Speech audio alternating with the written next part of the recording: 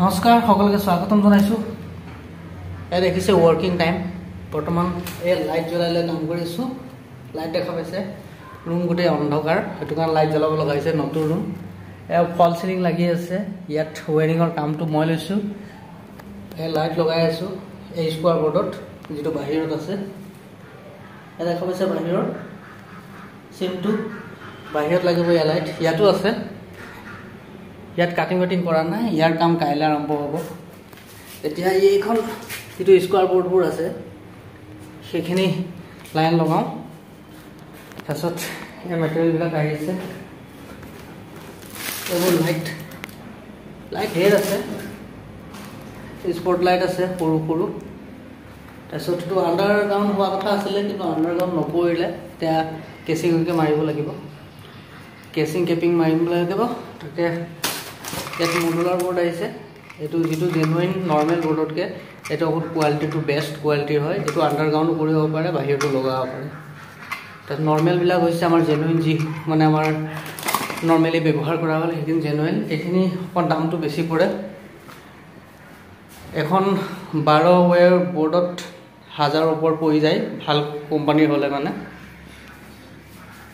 তে ইয়াত বৰ্তমানলৈকে লাইট লগ হোৱাকে নাই। এটা মই এনে জাস্ট ট্ৰাই কৰিছিলো।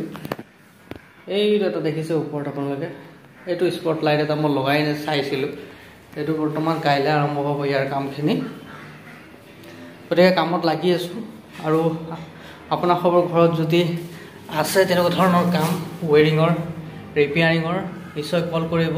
হোৱাটছআপ নম্বৰ দি দিম আপোনালোকে কন্টেক্ট কৰিব আৰু কামবোৰ আপোনালোকে চাই যাব কেনে ধৰণে আমি কৰো। মোৰ ভিডিও আহি থাকিব কাৰণ আন্ডাৰগ্ৰাউন্ড কাম আগতে দিছিলো ভিডিও আগৰ ফেসবুকত যদি যিসকল চাইছে গম পাইছিলে।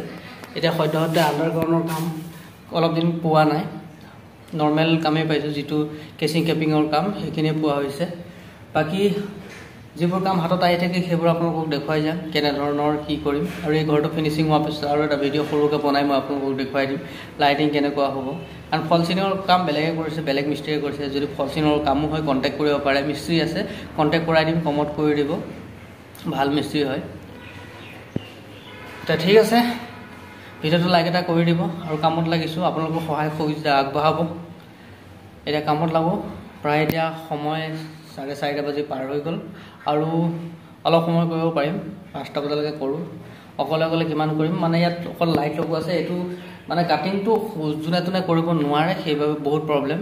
কাৰণ নতুন মানুহে যদি এটো কাটিং কৰে ভাঙি দিব বোৰ্ড সেই হেতুকে নিজে কৰিছো।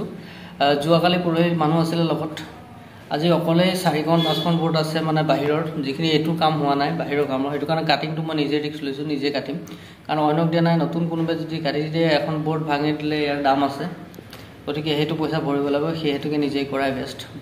আৰু যিকি নহওক লগ পাম আকৌ নেক্সট ভিডিওত। ধন্যবাদ। জয় আই অসম।